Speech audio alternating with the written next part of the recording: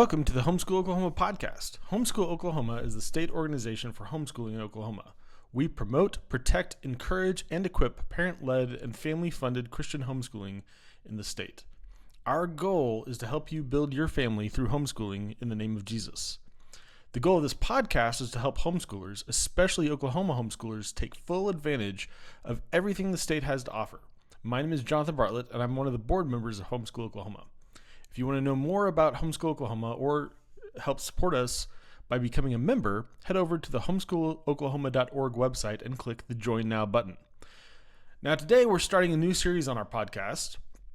So we're going to do several podcasts. We realized as a board that that we actually had a lot of great content on our website that kind of may need to be represented in a new way. So we decided that we would take some of the articles on our website and present them in podcast form so you can more easily listen to them if you don't always have time to read them. So today I have a series of articles that I've done on the website called What We Learn When We Learn. And kind of the idea behind the articles is that a lot of times there's kind of when you learn different subjects, you don't just learn that subject. There's a kind of a broader scope of what you're actually, why is this actually included in the curriculum? So the goal behind these articles is to kind of help you understand, not only what it is that you're supposed to teach, but why are we teaching this? What is it that we really want our students to take away from it? And so today what I'm talking about is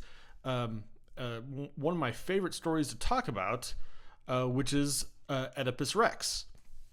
Now, when students and even parents and teachers here they have to read Oedipus, the only thing that comes to their mind is, ew. And while that's certainly an understandable reaction, given what most people know about the story, the fact is that Oedipus Rex is one of the best stories to illustrate one of the most important lessons in leadership.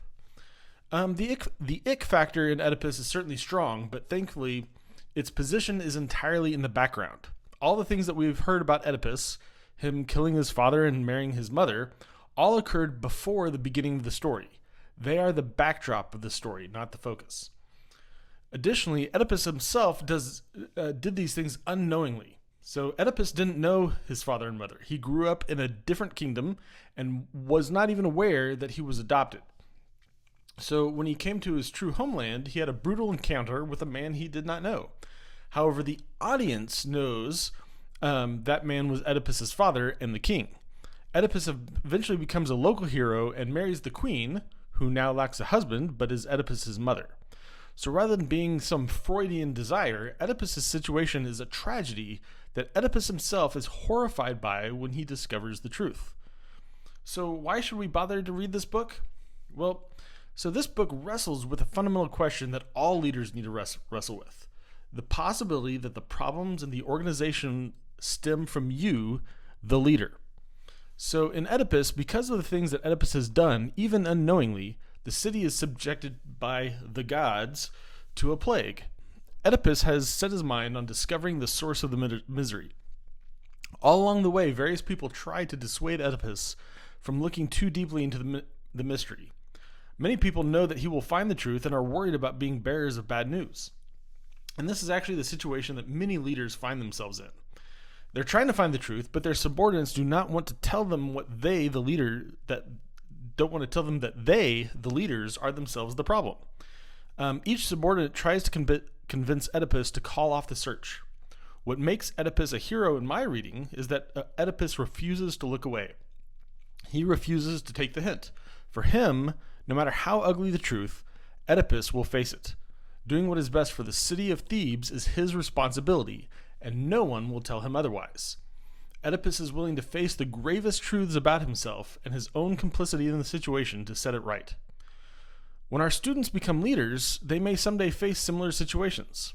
They may, completely unbeknownst to them, create a bad situation. Their decisions, policies, or actions may lie at the root of the problems in their organizations or even their lives. Oedipus teaches us that we are not always blameless and that truly fixing the situation may require facing hard truths about ourselves. Will we have the strength to face these things, or will we hide from the truth? Oedipus could have easily looked the other way. He could have said, "How could a plague possibly be my fault? After all, who would blame the king for a disease?" Oedipus could have left his own pride intact and imagined that the problems around him were all caused by someone else or something entirely out of his control. He could have listened to his subjects and just shoved everything under the rug. But instead, Oedipus did the right thing, even when it meant making a pariah of himself. That is what good literature does. It helps us imagine situations that we could be in and challenge us to find ourselves in them. So I hope you use the reading of Oedipus Rex to challenge your older children to face hard truths in every aspect of their lives. So I want to thank you for joining the Homeschool Oklahoma podcast, and we hope you continue to join us. Please like and share this podcast and tell all of your friends about it. Thanks for joining us.